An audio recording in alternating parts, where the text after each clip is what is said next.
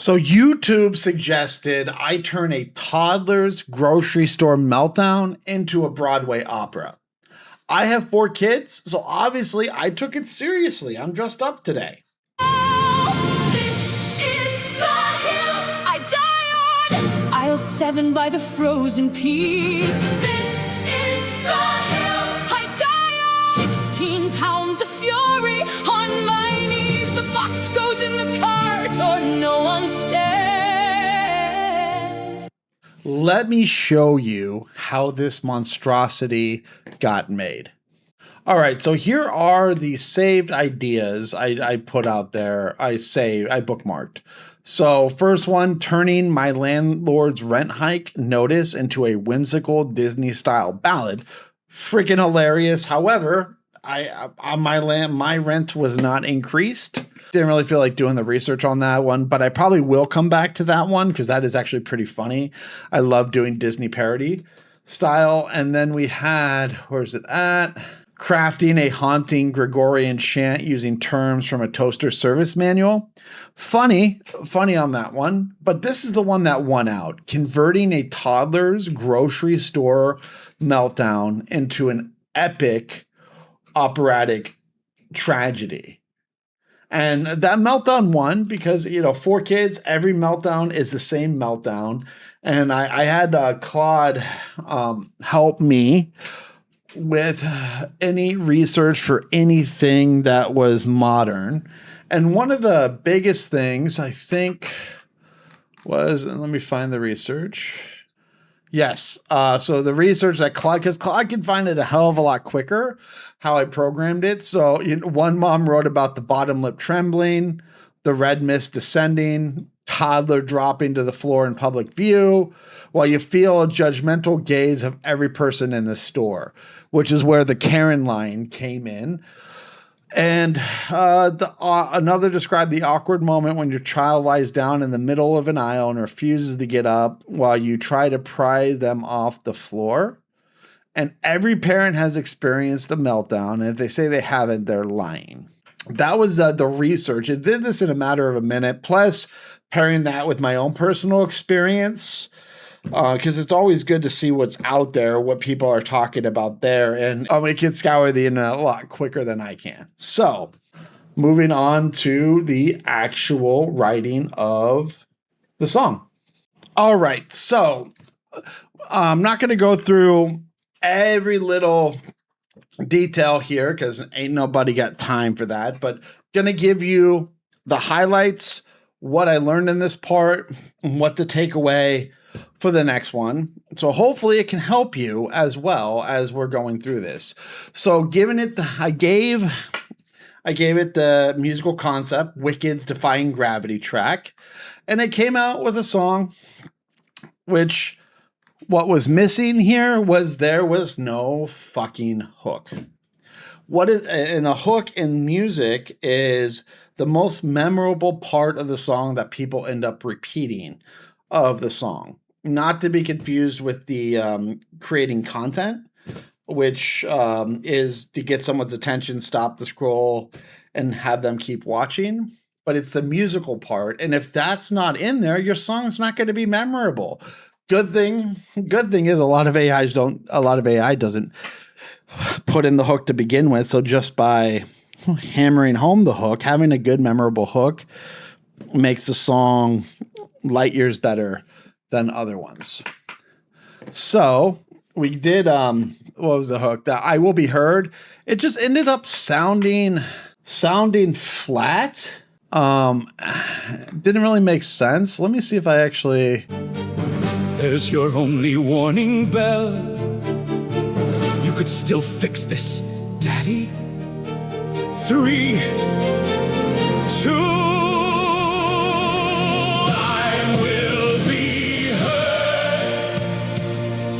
From the floor of aisle 7, I will be heard. See, it's flat. Number one, a little girl. I want a little girl's point of view, not a little boy's. It just subconsciously, well, I have 3 daughters, but subconsciously just little girls versus a little boy. That was one, but that just felt flat. And then I was like, okay, I asked it to make it funnier, But then I need to be closer to the defying gravity pattern, which it went to obeying gravity, which is like complete shit. So I just said I was just saying that as an example. So another lesson learned, if you're going to say that, I'm like, I need to remember to say this is an example only type. I don't want you to incorporate the gravity pitch. And then it came up with, this is the hill I'll die on. And I'm like, yes, that is it. Before even hearing the song. And then spoken intros, it was just too slow and things like that for this type of one. It just for building up, which I'll show a spoken intro in just a moment here. The hill I die on. We're here for milk and bread, 2 items. The list is laminated. I said no calmly like the book said. Then you leave me no choice.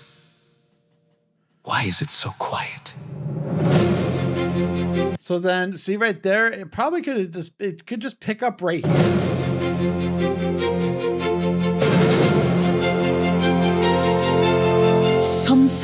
So the spoken intro didn't really work. I want to get to the core of it quicker. Ended up adding in a line like this stayed, but that ended up cutting the intro and then making I'll show you the final line, but it was what do you mean it's yeah, what do you mean it's not on the list? You wrote the list. So that way it's very clear it's at the grocery store instead of taking like 30 seconds to realize what the hell this song's about. So we did that. And then the last zinger I wanted to work in after making it shorter, which the one thing I learned here about making it shorter was if you ask it to make it shorter, I went way too far. Like it cut out a lot of good stuff. So I told Claude here's the jokes I like that you took out. Let's go ahead and make it 60 to 90 seconds, but let's get you kind of work those back in because those were awesome. And then the part about the Karen judging, where does this say? Yeah. And telling that Karen, I won't shut up and it's her fault or something like that. So it came up with a good zinger for Karen. Tell that fucking Karen I won't shut up. And then, well, at least someone sleeps with my mom. Your cats don't count, Karen. So the reason why I put that in there as well is kind of like a pick me up for the song. So when I did this, kind of right here, it's funny, but to really get, perk people's attention back up, get them to laugh right before we go into the end of the song. That's why I did it there. And yeah, that was it. And let me go ahead and find really bad generation. Let me find the worst one so you can see it. The hill I die on. Dad, we're here for milk and bread.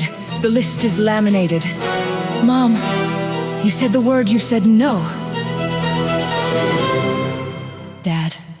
See, like this is supposed to be the dad, the mom saying it, but it read everything. So that was that was kind of like the worst out of all of them, but it did still crack me up on that. And here we go.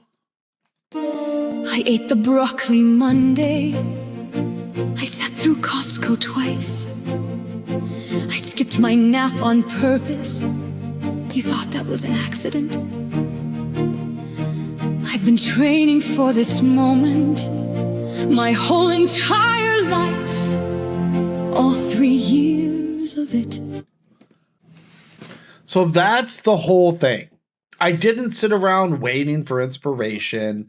YouTube handed me an idea, and I collected real frustration from real parents, and the song basically wrote itself from there. I just typed, and if I would have just typed funny song about a tantrum into Suno, I really would have gotten nothing. Well, I would have gotten something, but it would have just been garbage. So here's my question to you. What's your kid's hill to die on? Drop it in the comments because the best one might get the next opera. And if you want to build stuff like this with us, the community is linked below.